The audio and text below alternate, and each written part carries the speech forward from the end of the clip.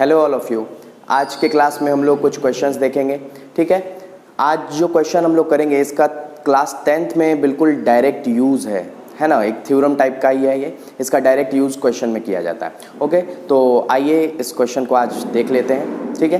तो क्वेश्चन है कि D is the midpoint of hypotenuse AC of a right triangle ABC. Prove that BD बराबर AD बराबर CD. Okay, ये ABC एक राइट ट्राइंगल है, राइट एंगल एट B है, ओके, जिसमें दिया हुआ है कि AD बराबर CD है, D मिड पॉइंट है, यानी कि AD बराबर CD गिवन है, ओके। और प्रूव करने के लिए बोल रहा है कि BD is equal to AD is equal to CD। ये हमें क्या करना है, प्रूव करना है, ओके। तो इसको प्रूव करने के लिए हम एक कंस्ट्रक्शन करते हैं। कंस्ट्रक्शन क्या करते हैं कि हम लोग BD लेंथ को एक्सटेंड कर देते हैं जितना BD है, यानी कि extend BD to E such that BD बराबर DE, यानी कि हम एक एक्सटेंड कर देते हैं इसको, ओके, E पे, और ऐसा इतना एक्सटेंड करते हैं, BD लेंथ ही एक्सटेंड करते हैं DE को, ठीक है। तो ये बराबर ये है, ओके, BD बराबर क्या है, DE है, ओके। और E और C को क्या कर देते हैं, ज्वाइन कर देते हैं, and join E and C, join E and C, ठीक है। E और C को हम लोग क्या कर देते हैं, ज्वाइन कर देते हैं। तो अब जरा देखिए कि दो ट्रायंगल हमें मिल गए, ABD ट्रायंगल और DEC, यानी कि अब हम इन दोनों ट्रायंगल में चलते हैं। In triangle ADB and triangle EDC, इन दोनों ट्रायंगल में जब हम चलेंगे तो हमें क्या क्या चीजें मिल रही। एक तो हमें वर्टिकल अपोजिट एंगल मिलेगा, ये एंगल इस एंगल के इक्वल, ये साइड गिवन दिया हुआ है, और कंस्ट्रक्शन से ये साइड इस साइड के बराबर, यानी ऐसे ऐसे ट्रायंगल कॉन्ग्रुएंट हो जाएगा। क्या क्या चीजें मिल जाएंगी, AD बराबर CD मिल जाएगा, उसके बाद एक एंगल मिल जाएगा, यानी कि ADB angle is equal to EDC। क्यों भाई, ये वर्टिकल अपोजिट एंगल है, ठीक है, ये गिवन है, ओके। नेक्स्ट हमें क्या मिल जाएगा, BD बराबर DE मिल जाएगा, BD बराबर क्या मिल जाएगा, DE, कंस्ट्रक्शन से, बाई कंस्ट्रक्शन हमें ये चीजें मिल गई, ठीक है।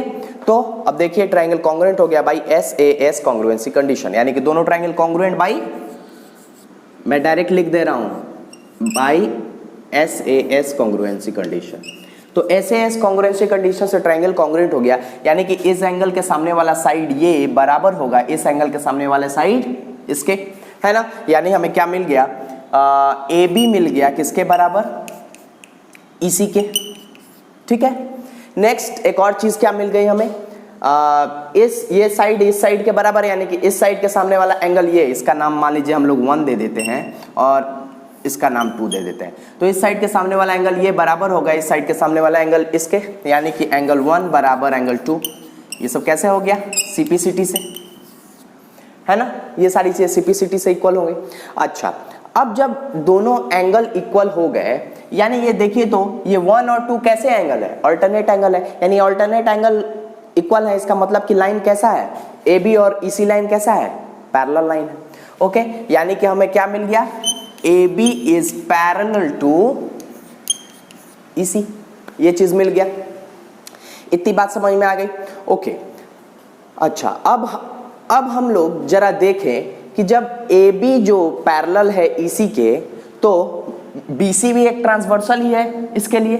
तो जब BC ट्रांसवर्सल रहता है, जैसा ये देख लीजिए, ये लाइन, ये दोनों लाइन पैरेलल है, तो देखिए यही ना लाइन है AB, ये C है, ये E, ठीक है। AB पैरेलल है EC के, तो ये BC ट्रांसवर्सल है, यानी कि अगर ये एंगल 90 डिग्री का है, देखिए ये एंगल 90 डिग्री का है, तो हमें ये वाला एंगल भी 90 डिग्री मिल जाएगा। क्यों, क्योंकि को इंटीरियर एंगल का सम जो होता है कितना होता है, 180 डिग्री होता है ना। तो एंगल C भी हमें क्या मिल जाएगा, 90 degree, angle C is equal to 90 degree. ये चीज हम वहां पे लिख करके बताएंगे कि ए बी पैरेलल है इसी के, इसलिए इस एंगल और इस एंगल का सम क्या होगा, 180 डिग्री होगा। को इंटीरियर एंगल का सम क्या होगा,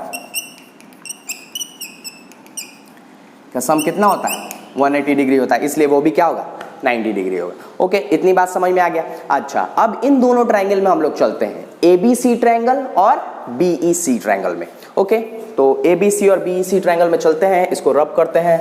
triangle ABC and BEC, ABC और बीईसी ट्रायंगल में चलते हैं तो हमें क्या मिल जाएगा। अभी हमने प्रूफ किया है ए बी बराबर ईसी, अभी प्रूफ किया है उस एंगल के सामने वाला साइड वाले, ठीक है। तो ए बी बराबर क्या मिल जाएगा, सी मिल जाएगा, है ना, ये चीज मिल जाएगी। उसके बाद अभी एंगल एक प्रूफ किया 90 डिग्री, यानी कि angle B is equal to angle C, क्यों भाई, 90 डिग्री। ठीक, नेक्स्ट बीसी साइड हमारा जो है दोनों में कॉमन है, यानी बीसी बराबर बीसी है, कॉमन साइड है, यानी ट्रायंगल कॉन्ग्रुएंट हो गया भाई, एसएएस कॉन्ग्रुएंसी कंडीशन से ट्रायंगल कॉन्ग्रुएंट हो गया। यानी कि ट्रायंगल कॉन्ग्रुएंट हो गया, इसका मतलब क्या हुआ कि एंगल बी के सामने वाला साइड एसी, एंगल बी के सामने वाला साइड एसी बराबर होगा एंगल सी के सामने वाले साइड बी के, एसी बराबर क्या हो जाएगा, बी, होगा कि नहीं। अच्छा, एसी को हम लोग क्या लिख सकते हैं, 1/2 CD लिख सकते हैं, लिख सकते हैं कि नहीं, ये 1/2 CD भी हो सकता है, 1/2 CD। और बी को क्या लिख सकते हैं, 1/2 BD लिख सकते हैं। तो देखिए यहां से क्या मिल जाएगा, CD बराबर 1/2 कैंसल आउट हो जाएगा, यानी बच क्या जाएगा, CD बराबर क्या मिल जाएगा, BD मिल जाएगा कि नहीं। उसी तरीके से AC को हम लोग 1/2 AD भी लिख सकते हैं, है ना, दोनों साइड इक्वल है, D मिड पॉइंट है तो, ठीक है। तो यहीं पे लिख दे रहा हूं रब करके, 1/2 AD लिख सकते हैं और B को 1/2 BD लिख सकते हैं, यानी कि CD बराबर BD बराबर AD भी हो जाएगा, है ना। यही प्रूफ करना था, BD बराबर AD बराबर CD प्रूफ करना था, जो ये प्रूफ कर दिया, ठीक है। अभी तो मैंने जगह थोड़ा कम था तो इस वजह से इसमें शॉर्ट में ऐसे ऐसे कर दिया, आप लोगों को अच्छे से पूरी तरीके से लिख करके सब कुछ सॉल्व करना है। ओके, इतनी बात क्लियरली समझ में आई, ठीक है। तो नेक्स्ट अब हम लोग कुछ और क्वेश्चंस देखते हैं। फिगर AC बराबर AE है, AB बराबर AD है, ओके, और बोल रहा है कि ट्रायंगल एंगल BAD बराबर EAC है। क्या क्या दिया है, AC बराबर AE दिया है, यानी कि हमें ये साइड बराबर दिया है AE, यानी इसके बराबर दिया हुआ है, ओके, और AB बराबर AD दिया हुआ है, AB is equal to AD, ये वाले साइड के बराबर दिया हुआ है, ओके। दो लगा देते हैं, AB इज इक्वल टू क्या दिया है, AD दिया है, ओके। नेक्स्ट क्या है, एंगल BAD बराबर एंगल EAC दिया हुआ है, एंगल BAD बराबर एंगल EAC, ये वाले एंगल के इक्वल दिया है, और बोल रहा है कि आप शो कीजिए कि BC बराबर D, BC बराबर क्या शो करने के लिए दे रहा है, BC बराबर D, ये हमें शो करना है, ओके। तो सिंपल सा है भाई कि BC और D साइड जो है ये इन दोनों बड़े वाले ट्रायंगल में आ रहा है, यानी कि हम लोग चलते हैं in triangle ABC and in triangle किसमें, ADE, ओके, इन दोनों ट्रायंगल में हम लोग चलते हैं, ओके। तो देखते हैं हमें क्या क्या चीजें मिली हुई हैं पहले से। तो हमें मिला हुआ है AB, इस ABC ट्रायंगल में AB जो है इक्वल है ADE ट्रायंगल के AD के, है ना, यानी कि AB is equal to angle side AD, है ना, ये चीज इक्वल मिली हुई है। नेक्स्ट हमें मिला है एंगल BAD बराबर मिला है किसके, एंगल EAC के। तो अब जरा देखिए तो ये BAD और EAC क्या है, दोनों एक ही ट्रायंगल का है, जरा देखिए तो ये BAD जो है, BAD यानी ये वाला एंगल, ये तो इस छोटे वाले ट्रायंगल के लिए है, लेकिन हमें क्या एंगल चाहिए, ये बड़ा वाला एंगल चाहिए, BAC चाहिए कि नहीं चाहिए। तो अगर मैं इस BAD में ये वाला एंगल जोड़ देता हूं और सेम उधर वाला क्या एंगल बड़ा है, क्या एंगल मिला हुआ है, EAC, ये वाला एंगल, इसमें भी अगर ये वाला एंगल जोड़ देता हूं तो हम लोग को एक पूरा एंगल मिल जाएगा। दोनों साइड हम इक्वल चीजें जोड़ सकते हैं, तो मैंने इक्वल एंगल दोनों साइड ऐड कर दिया। तो देखिए तो जरा BAD में हम क्या जोड़ दे रहे हैं, DAC, एंगल DAC हम दोनों साइड जोड़ दे रहे हैं। तो हमें मिल क्या जा रहा है, हमें मिल जाएगा angle BAC is equal to angle EAD, angle EAD।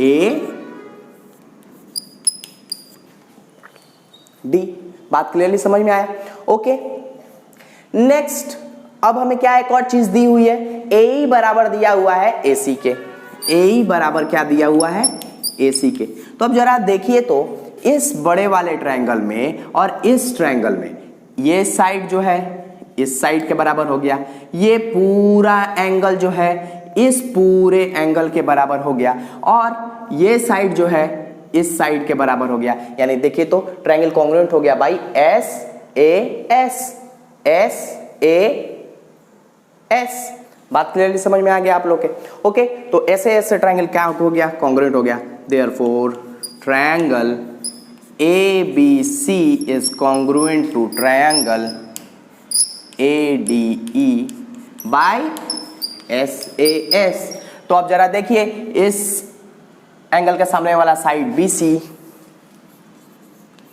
बराबर होगा इस एंगल के सामने वाला साइड DE के, यानी कि BC बराबर DE, यही हमें प्रूफ करना था, प्रूफ कर दिया।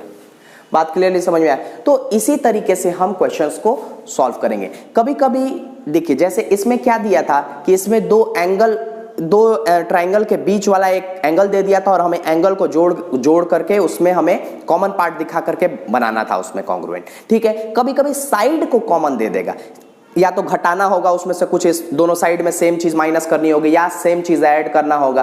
बात समझ में आया? तो इस तरीके से क्वेश्चन भी पूछ सकता है। ओके, तो ये एनसीईआरटी का एक क्वेश्चन था। ठीक है, तो मैंने सोचा अच्छा क्वेश्चन है तो बता दिया। ठीक, तो इसी तरीके से हम लोग नेक्स्ट क्वेश्चन और भी क्वेश्चंस करेंगे।